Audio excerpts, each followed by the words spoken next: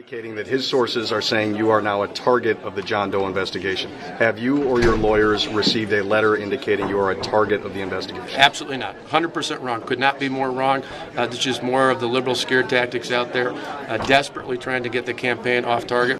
This is the second John Doe investigation surrounding Governor Walker. 6 people who worked for Walker when he was Milwaukee County executive were convicted in the first John Doe, including 2 staffers found guilty of doing campaign work on the public's dime.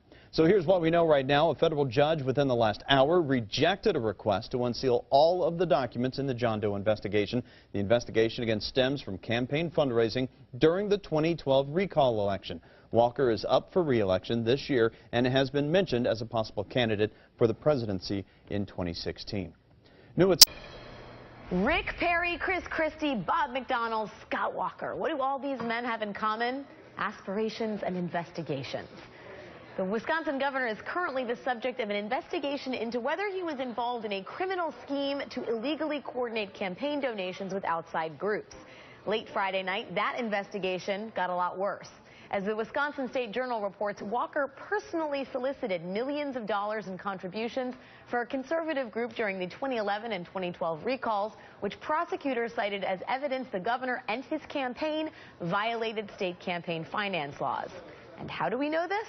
Because of emails like this one from a Walker campaign consultant. Quote, as the governor discussed, he wants all the issue advocacy efforts to run through one group to ensure correct messaging. But Walker didn't just direct big-name donors to shadowy groups.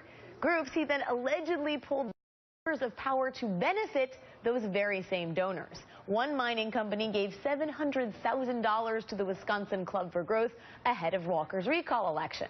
After the election, Walker signed a controversial bill deregulating the mining industry so that the company could build a 4.5-mile-long iron mine in northern Wisconsin.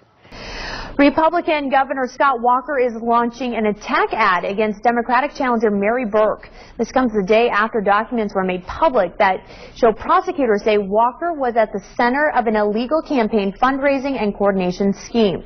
Walker's 30-second ad titled Bad Hand is running statewide. The liberal group One Wisconsin now says Walker is spending nearly $250,000 on the spot, which blasts Burke's record as state commerce secretary under Democratic Governor Jim Doyle. Breaking news now, a stunning turn in a major court battle over money spent during recall elections. A federal judge halted the John Doe investigation today. Charles Benson in the newsroom with breaking news. Charles. Well, a federal judge comes down hard on prosecutors in this 26-page decision, in essence, putting the brakes on prosecutors, including Milwaukee County DA John Chisholm, by telling them to stop their long-running secret investigation. Now, the investigation was looking into possible illegal coordination between conservative groups like Club for Growth and its support for Republicans during the recall campaigns and the battle over the state legislature. Last year, targets in the investigation had their homes raided and computers seized. Club for Growth sued, claiming the investigation amounted to harassment and a violation of free speech rights. Now, the judge's sweeping decision orders prosecutors to stop the John Doe, return all property seized, and destroy all copies of information from the probe. This may not be the last word. Mike and Carol, we are hearing that an appeal is possible. For now, Charles Benson in the newsroom. To be continued. Thank you, Charles. On again, off again, John Doe investigation surrounding supporters of Governor Scott Walker's campaign may be in for another twist. New at 6, WISN 12 News political reporter Kent Wainscott spoke with some former district attorneys who think another court decision could be just days away. John Doe 2, as it's called, is at a standstill. The investigation into possible illegal coordination between some outside political groups and the Walker campaign was stopped by Circuit Judge Rudolph Randa, restarted by the 7th Circuit Court of Appeals, and then stopped again by Judge Randa, all within a few days. That has some folks wondering exactly where it's all headed. Well, 2 longtime local district attorneys, one Republican and one Democrat, say that the roller coaster of court decisions is far from over. I think the 7th Circuit is going to deal with this rather expeditiously.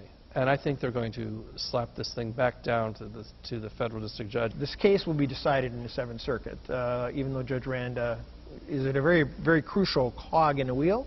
It's the 7th Circuit that's really going to have the final say. Both Bucher and Jamboys believe that the appeals court in Chicago will rule on the case again sometime within the next week.